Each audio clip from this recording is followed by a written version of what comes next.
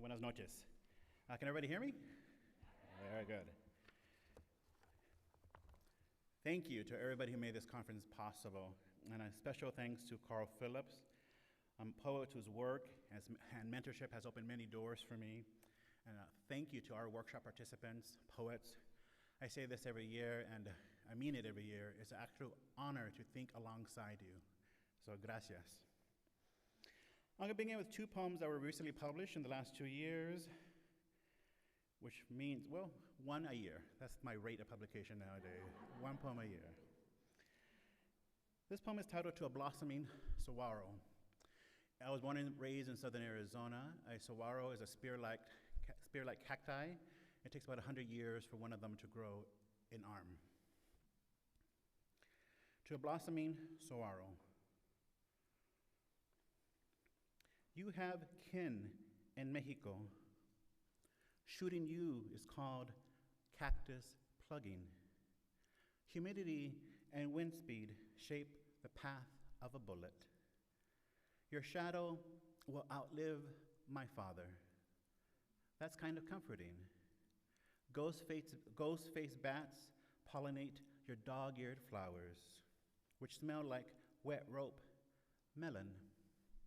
The sky is a century with no windows. I say things like that. Sorry. You have more rights than the undocumented. I need a permit to uproot you. Ophelia believes only rain can touch all of you. My mother is my favorite immigrant. After her, the sonnet.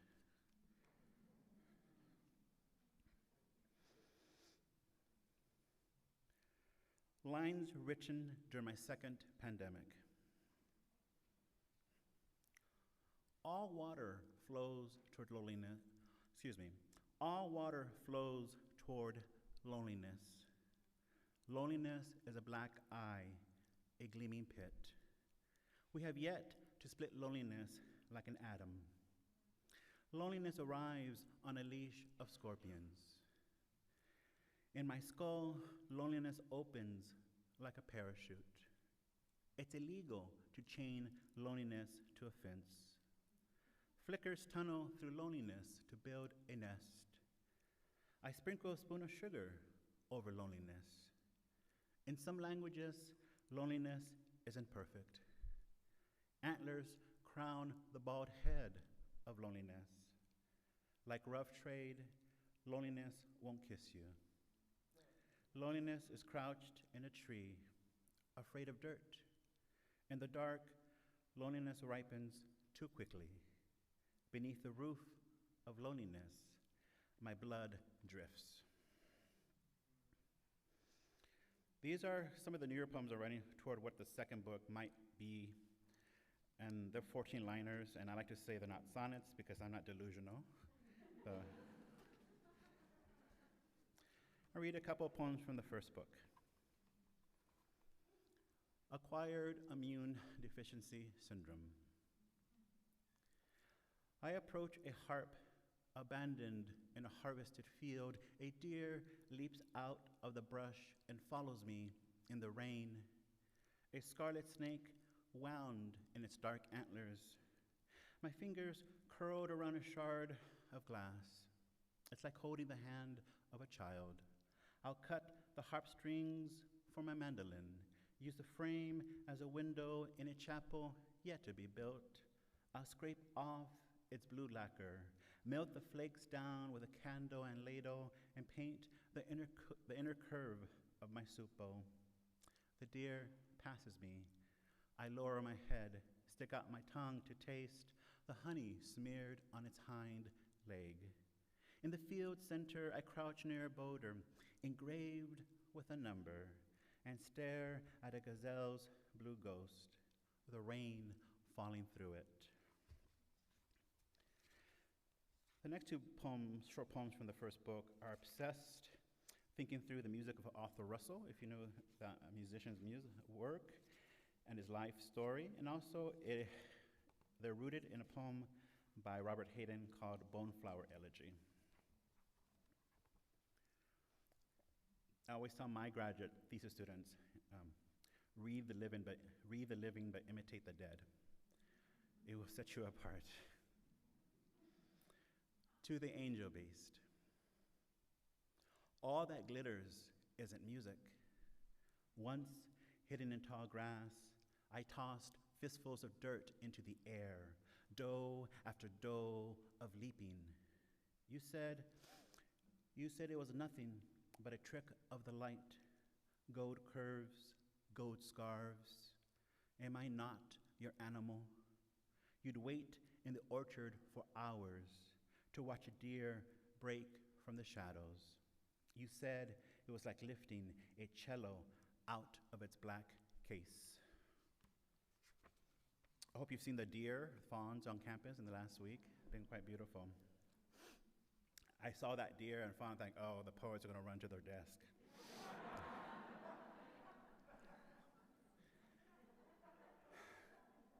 This is to the beast angel. It begins with an epigraph from Ronald Johnson.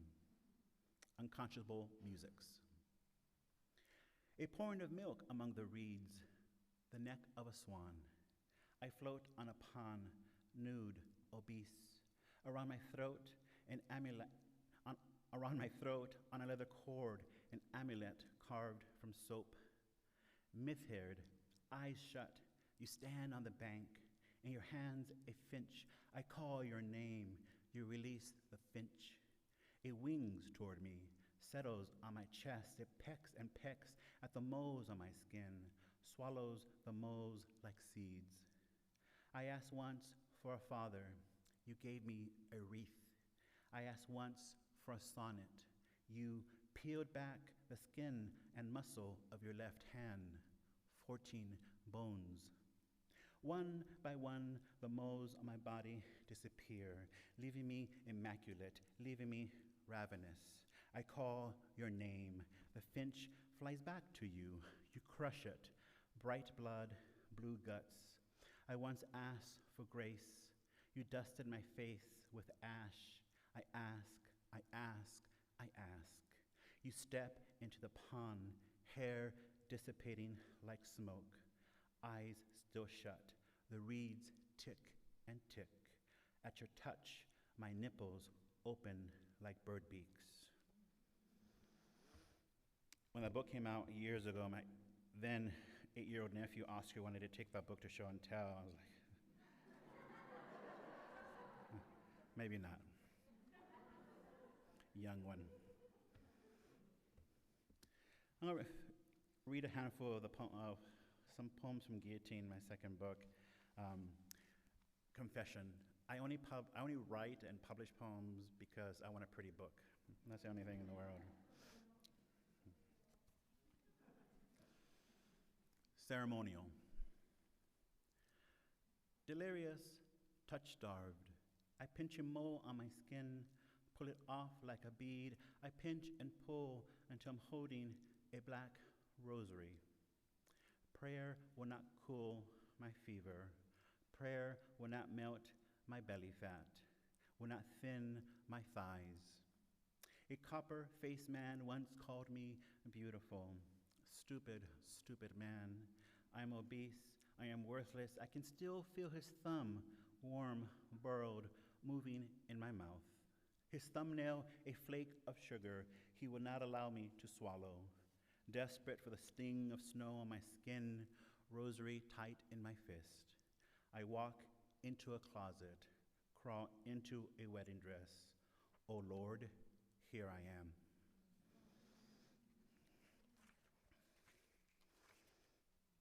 In that poem, I wanted to end with something I hear often in that expression, Lord, here I am, and try to refresh it for myself. This poem is titled, Questions from My Body. Why are you nocturnal? How many cathedrals have you entered? Has cruelty ever saved you? Do you remember the length of his thumbs? Isn't that enough cake?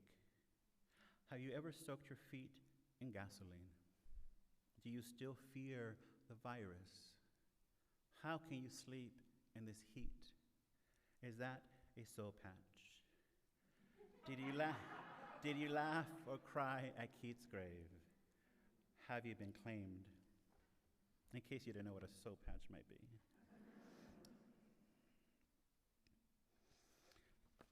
I'll end with two poems. A lot of the second book's concern is unrequited love, what happens to the speaker, the lyric persona, aka me, when they desire or yearn somebody who can't return those feelings. How do you navigate the world with that energy on your shoulders? So people who are friends with poets are screwed in many ways. Right? We're going to steal from you if we just like you, right? Or don't like you. But if we fall in love with you, we're going to make you a muse. It's tough to be a friend of a poet. Autobiography of my hungers. His beard, an avalanche of honey, an avalanche of thorns. In a bar too close to the Pacific, he said, I don't love you, but not because I couldn't be attracted to you. Liar. Even my soul is pot-bellied. Thinness in my mind equals the gay men on the nightly news, kissed by death and public scorn. The anchorman declaring weight loss is one of the first symptoms. The Portuguese have a word for imaginary, never-to-be experienced love. Whoop-de-doo. I don't love you, he said. The words flung him back. In his eyes, I saw it. To another bar where a woman sidestepped his desire, another hunger, our friendship. In 10th grade, weeks after my first kiss, my mother said, you're looking thinner. That evening, I smuggled a cake into my room. I ate it with my hands, licked buttercream off my thumbs until I puked.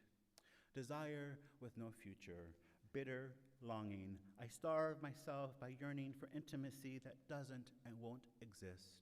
Holding hands on a ferry, tracing with the tip of my tongue a jawline. In a bar too close to the Pacific, he said, I don't love you, but not because I couldn't be attracted to you. His beard, an avalanche of thorns, an avalanche of honey. Thank you, thank you. I'm going to end with a poem that borrows its title from an essay from Emerson, and the second part finishes with me paraphrasing something said by St. Augustine.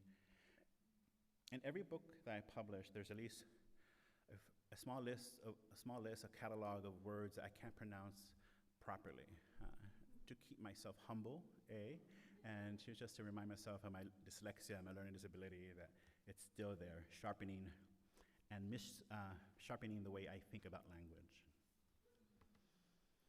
Around every circle, another can be drawn. 1. In 10th grade, I kissed a guy who called me a faggot once or twice a week. I still see his voice.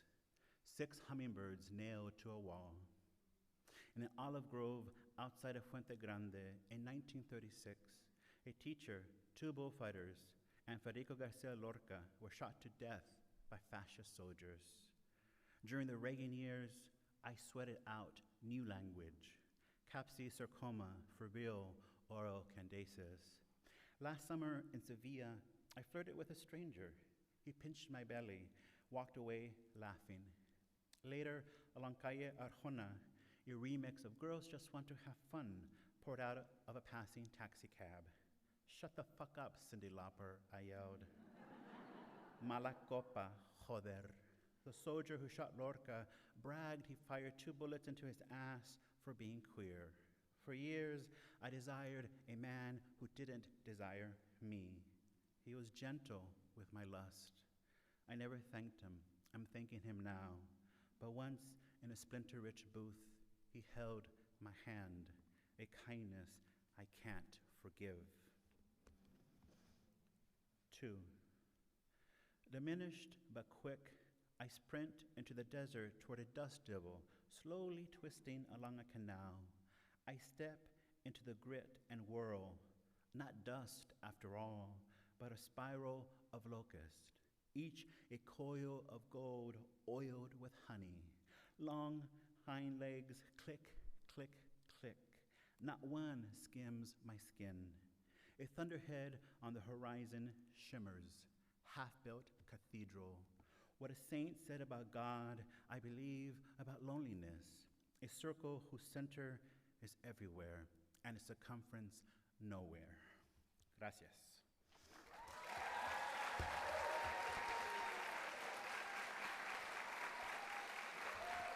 Thank you, thank you, thank you.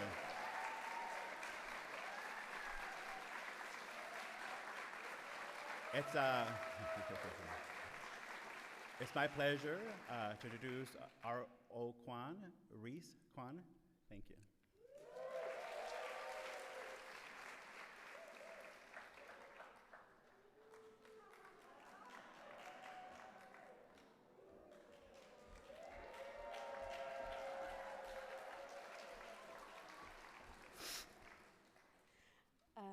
Hi, everyone. Hi. God, I have fucking chills from that. Oh my God. Such an honor to read with you, Eduardo. And thank you to my workshop for the greeting sign.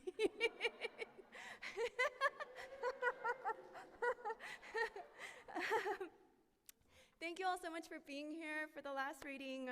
What an extraordinarily special place this is. Thank you with all my heart to Leah, Gwen, Travis, and Adam, and to all the brilliant, incredibly kind staff. And thank you to Sarah, whose writing I've loved and reread for years and years.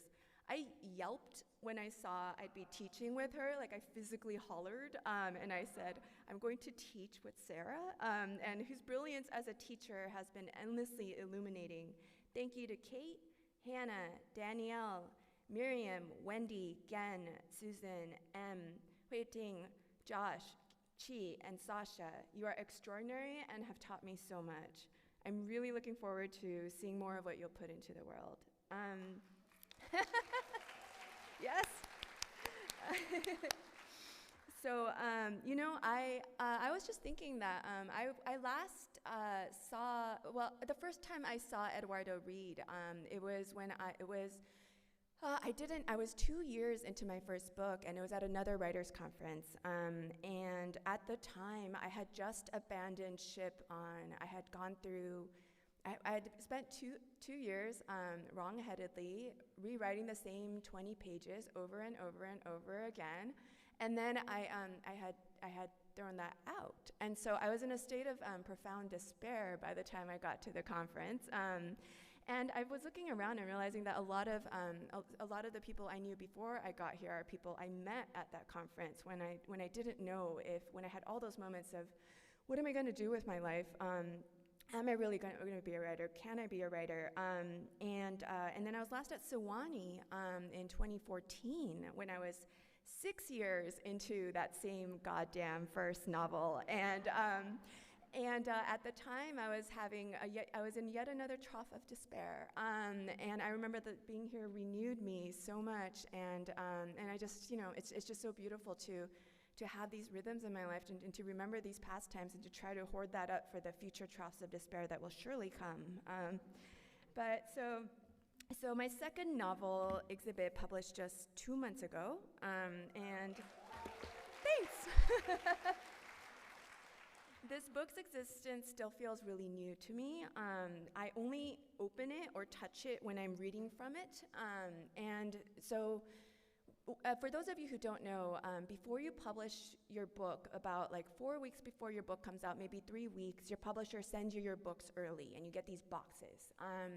When I saw the boxes, because my editor had told me they were coming, I screamed, and not from joy. I screamed, and I chucked a shawl over the boxes so that I wouldn't have to look at them, and that wasn't enough. So then I took those boxes and I threw them into a closet, and then I didn't open it again until, it's generally encouraged to make an unboxing video of your book, which, if you don't know, you've probably seen them, but they want you to make a video of yourself seeing your own book for the first time and getting highly emotional, and to put that on social media so everyone can see you getting very emotional. So I opened it just for that reason. I cried, of course, and then I showed that video to my publisher, and my publisher was like, great, great, great, great. The crying is great. Just put that up. And then immediately after that, I put the book back in the box, I taped it up, and I chucked it back in the closet and didn't look at it again until I had to read from it for the first time. So this book is still really, it kind of still feels like a live wire to me. And I'll talk about it first and say a little bit about why, and then I'll give a brief reading. So when, years ago, I first told my editor about the novel that would become Exhibit, I said I couldn't say much about it yet, but that it was full of sex. Great, perfect. That's all I need to know, she said. That's all you really need to tell people. And we both laughed, but also in a larger sense, Exhibit is an exploration of desire and the ferocious pursuit thereof, including desires having to do with bodies, art, ambition, queer exuberance, religion, belonging, and yes, sex. So with Exhibit, I was hell-bent on exploring a question I have found fascinating. Why is it that I feel so strongly pushed by the world and by people I know to want certain things, and just as strongly pushed to not want certain things? Every day of my life, I feel a great deal of pressure to want to be a very good daughter of, wife of, mother of, sister of, community member of. It is all mediated through that of. Things I feel pressured not to want, to hide my appetite for, include sex, food, artistic ambition, any ambition at all, really. Even a day alone feels like something that has to be defended. In other words, things for myself. And it's important to me to be a good and caring daughter. I love my friends. I want to be highly active in my communities. But what is so dangerous? What is so wayward about me ever wanting for myself? And in a general sense, I've also been fascinated, and this book is fascinated, by the strength of desire and how difficult it is for me, and I think a lot of people, to ever reason or persuade myself out of my strongest longings. So in Exhibit, I ended up following a few people, Korean women, who want a great deal, and to see what happens if they're given the space to run at full tilt after what they desire, which very much includes what their bodies are longing for. So many people live, including me, believing that our bodies are wrong for hoping and wanting and wishing as we do. What can and often does result is terrible loneliness and lifelong inhibiting shame, and for what? For having desires that can be consensually and joyfully met, but which might exist outside the extremely narrow, patriarchal, often religiously defined confines of what's considered acceptable. And our bodies aren't wrong. We're not wrong, and feeling pressured or forced to deny and suppress what we want, and therefore to suppress and deny who we fundamentally are, isn't just a lie. It's not just losing the possibility of living as fully as we can. I believe it can also be a first violence against ourselves from which other kinds of violence can arise. But already, as I say this, I hear a boldness in the words that I'm not always capable of sustaining. I worked on this book for 9 years. I like to say that, especially to writers. I feel as though it's like very calming for other writers. And during that time, including right after the Atlanta spa shootings of 2021, I was also publishing essays and speaking on the radio about gender. Oh, I always tear up around this part, but it's okay. Emotion comes with some things. About gender, race, queerness, and sex, and about overlapping kinds of oppression and marginalization. And as a result, especially in the past few years, I've heard from, I think, thousands of people about their experiences of anti-Asian violence and racism. Just gonna take a minute. It was and is a profound honor to be trusted with these griefs. It's also true that increasingly, I felt terrified about how I was writing about sexuality in Exhibit, and in particular about how some of it aligns with prevailing, completely ridiculous ideas about Asian women and Asian people who present as women, that we're hypersexual, that we're submissive, that we're delicate, that we are willing and excited to be mistreated. And it's there, these ideas about people who look like me are there from our earliest existence in the US, codified, for instance, in the 1875 Page Act, which stopped the immigration of Chinese women on the stated pretext that they were immoral. I was, and frequently still am, deeply afraid, I might add, to this extremely painful, harmful idea about us.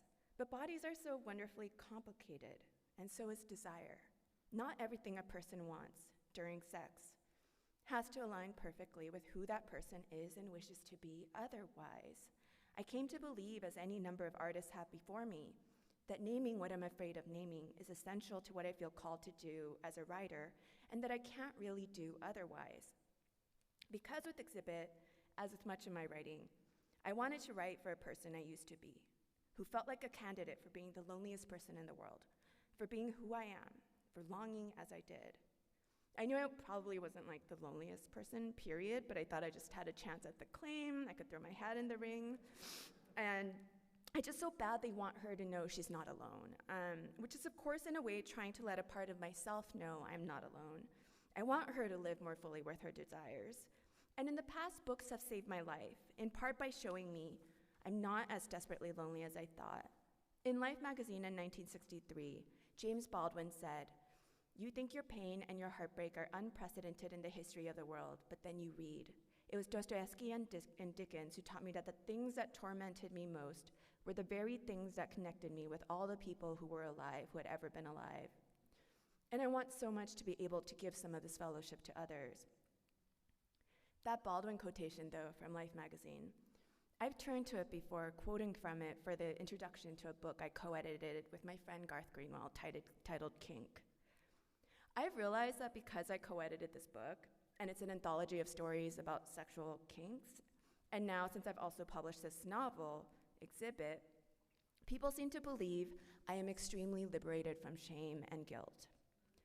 I am an immigrant Korean woman. There are a lot of strictures in my body. Until a little over 100 years ago, Korean women were not supposed to be seen by men outside of our families.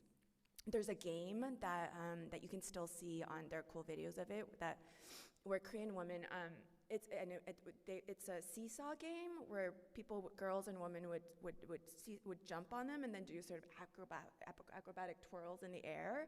And the story is that this game, this beautiful game, it came about because people wanted to see beyond the walls in which they lived. So that's changed, you know. Now we can be seen by men outside our families. But what hasn't changed is that Korean women are definitely not supposed to talk about sex.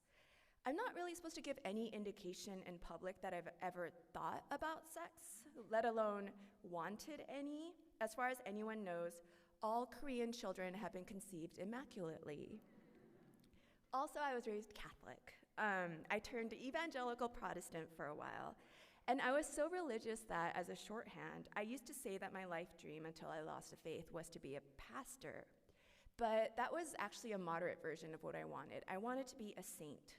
I wanted to be an isolated mystic, a recluse in a cave. I wanted to have divine visions, to commune with the Lord. I'm not like a chill person. I'm not an easygoing person, never have been. And so that didn't work out, that particular hope. But anyway, so no, I'm not free. And it's possible I'm never getting out from under the triple heap of shame and guilt. But what I've also come to understand is that one doesn't have to be fully liberated to do liberated and liberating things. For a long time, almost every day that I worked on this book, I lied to myself.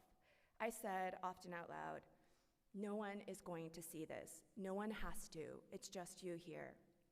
Even so, I've had what have been sometimes daily, hours-long panic attacks while both writing this book and working on publicity for this book.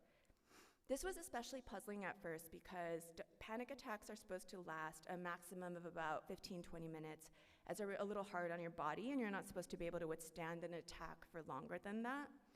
At least that's what Dr. Google says, but eventually I asked a real doctor who explained, "Oh no, you're among a very small percentage of people who experiences rolling panic attacks," which means one panic attack just leads giddily to the next. And I'll admit that my first reaction, though, was to be bizarrely proud of myself. Like, hey, yeah, I have outlier panic attacks. I'm so tough. Still, through the years, I learned to trust that fear as a kind of guidepost. I kept walking toward it by writing about what terrifies me, what I could barely stand to put on a page, making art about what half kills me with shame, the secret things I can hardly tell myself. Or as Toni Morrison said, "I am so terrified of terror that I always go where it is. For worse than anything for me is not facing the fear. If something is disturbing to me, I shoot there as fast as I can. I cannot abide that ability to not abide in my own destiny. There's no evasion. It's very compelling to go directly to the source. What you fear, it's always information. And since this book is narrated by a queer Korean woman and artist, and I'm a queer Korean woman and artist, I've been anxious all along for one thing, that people will interpret this novel as being pure autobiography, which is also a very understandable impulse. And of course, all fiction is transmuted through one's body, it's refracted through one's life. I was telling a friend, though, Rebecca, about this anxiety. I've told all my close friends. They've all heard about this at great length. And I said, I'm so alarmed by the idea that everyone will think I've had an affair with a Korean ballerina. And she said, I want people to think I've had an affair with a beautiful, queer, kinky Korean ballerina. Who doesn't want people to suspect them of having had an affair with a glamorous ballerina? Everybody wants this, Reese. So, and she said, so if people ask if it was autobiographical, just tell them, no, it's about my friend Rebecca.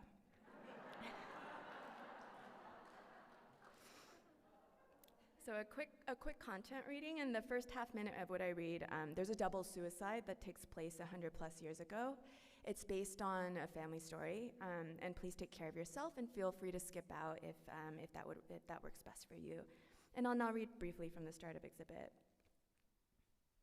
1. She'd go up the tall pine first. He flung his leg on a bough close behind. She didn't slip, her leaps agile. Hanbok silk, bright, swift, flared with each jump. If cloth tangled with the sprig, he lunged to help.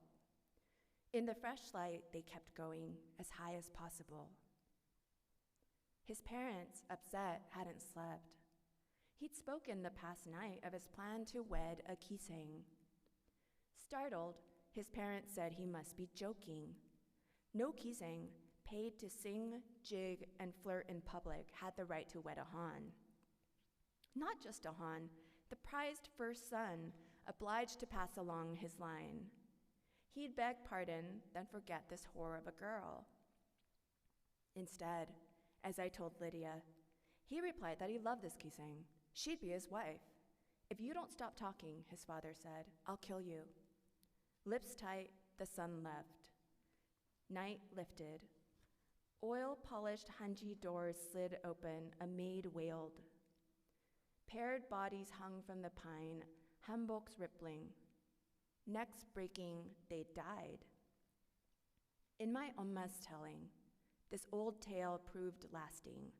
Trailing bodies, spoiled lives, and evil I'd also perhaps inherit. People said the Kisang's spirit, abiding, hostile to all Hans, kept us cursed. It might be nothing, but spite held a ghost close to the living. It was best, though, not to talk of the spirit. I ought to tell future offspring, a husband. No one else, darling, Oma said. Just by talking, I'd rustle up the Kisang's ghost. Still, it might find me this birthright evil. I'd flag it through a wild urge to risk for a single, futile love all the ties I rated high. I had to kill this longing. If I didn't, I'd light my life on fire. I said I'd listen. For a while, I did. But that June night in Marin with Lydia, I felt this pledge's hold, like hexed rope, shred, rip, then fall. Philip, you'll ask how I told this person I had just met what I kept from you. I've tried figuring it out, sifting the burnt pile of all that I ignited. It's true that with Lydia, I let go of rules by which I'd lived. Not long after the night in Marin, she fixed a gag to my face. It was big. Spit wet, the globe fell out. Lydia, impatient, applied foil tape. It stayed on but left the skin she'd taped shining red. I had a rash, allergic. I told Philip I'd reacted to a lip balm. But if not for the lying, I'd have loved this rash. I forgot to be vain. It was put up like a sign, as though I might be hers. I'll stop there. Thank you so much. Let's go dancing.